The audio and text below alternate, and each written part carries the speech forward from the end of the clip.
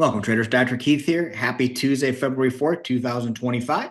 In for Rob. So, wanted to show you, we had a lot of fun in the live training room today, folks. Just as a reminder, every day I'm in the live training room on Tuesdays and Thursdays.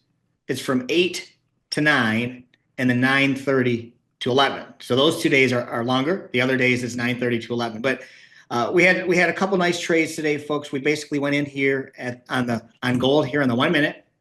And after the 8 a.m., we had an opportunity right here. It was following all the rules. We were bullish on the algorithm.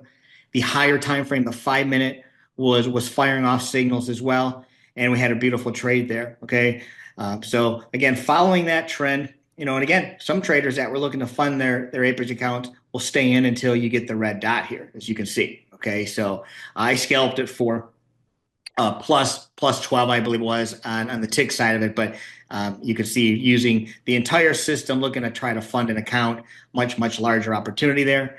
And then the Russell. So after 10 o'clock came around, again, the Russell looks very similar as far as it was in a nice uptrend. The larger time frame, the 5 minute as well, was a nice uptrend. So we had our trigger right here, folks.